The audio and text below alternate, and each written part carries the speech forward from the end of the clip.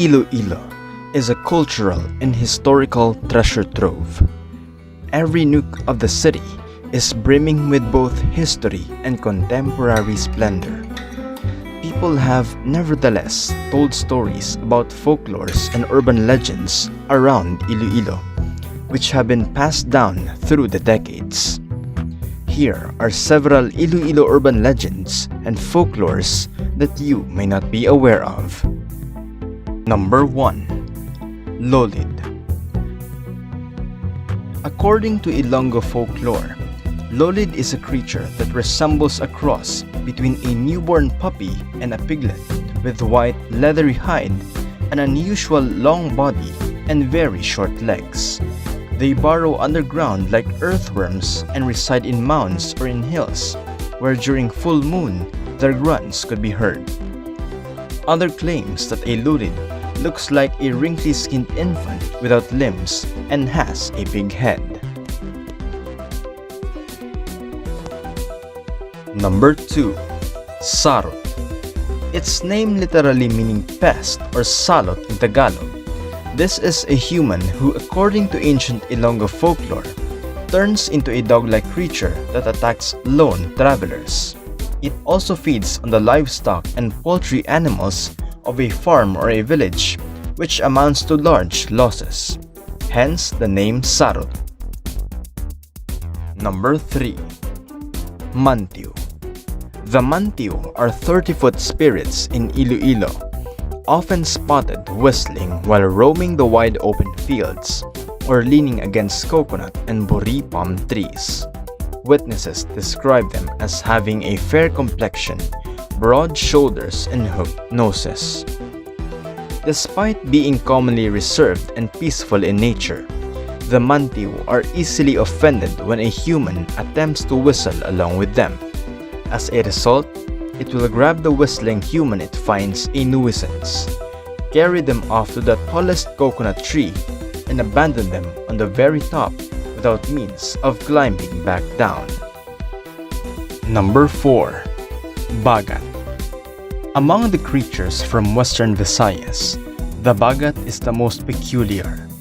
The Bagat are shapeshifters in the common nomenclature, changing between monstrous animals of huge proportions or other frightful apparitions such as floating candles or coffins. In other Ilonggo narratives, a Bagat may have been taken care of by another more powerful supernatural being. Number 5. Tamawu. Tamawu are gnome-like creatures living in habitations near those of humans. They tend to be capricious, sometimes acting benevolently toward humans and sometimes acting cruelly. They have large heads. Most have beards and wear red clothes and dried squash fruit for a hat. Some have one eye only and big noses. Tamawus vary in sizes, some barely bigger than a human hand. They live underground and come out at noon or after sunset. Like human society, they too live in communities and have a king and even a queen. Number 6. Maranhig. These are aswangs that have died but came back to life as vampire-like zombies. They rise from their grave after failing to pass their power to a relative. Upon rising from their grave, these Maranhigs lurk in the woods and live as bloodsuckers. At night, they go to nearby villages to prey on the residents using their sharp, pointed tongue. Number 7. Santilmo. Santilmo is the spirit of a man who has died near a river, lake, ocean, or during heavy rains. The lost soul appears as a ball of fire, and some say it seeks revenge on those who may have done them wrong, while others claims the soul is seeking peace. In Iloilo, it is believed that Santilmos are slowly created, in essence, when sunlight hits freshly spilled blood. Number 8. Teniente Gimo.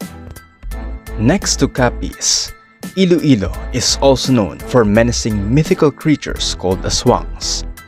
The Aswang is said to be a human-like creature with a preference to feast on human flesh. There are plenty of Aswang stories and accounts from different Iloilo towns, but perhaps the most well-known Aswang is the man they call Teniente Gimo. There are numerous stories about this man, with a couple being more prominent than others. The common denominator of these stories is that Teniente Gimo was a kapitan in Dueñas, Iloilo. It is said that his clan is of an Aswang breed and would eat human flesh when opportunity presents itself. Being the leader, he was the strongest and expected to be the deliverer of flesh to his people. Number 9. Maria Labo. It is said that Maria was an OFW with a terrible experience working as a caregiver abroad. One version claims that she was cursed by her patient who was a vampire. Apparently, her patient needed to pass on the curse to someone else for some reason.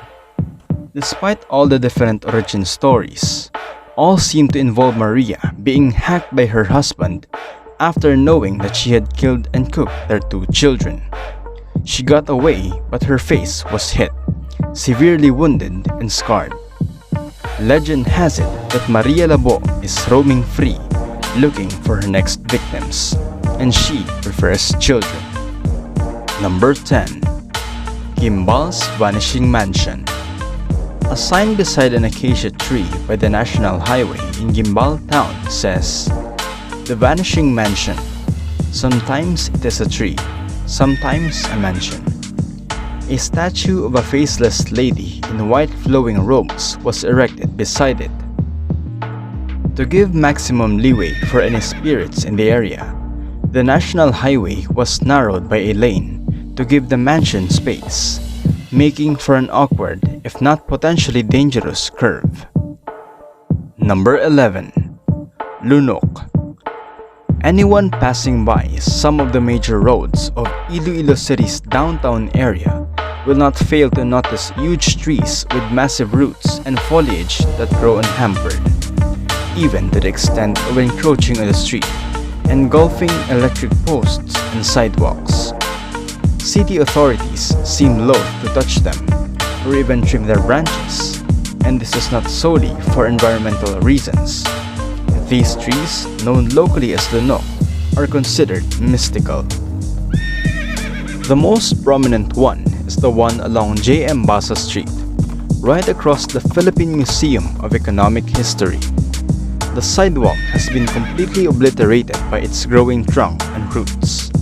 Legend has it that whenever someone would try to prune the branches or cut down parts of this tree, the power source would malfunction and workers would be stricken with illness or have an accident.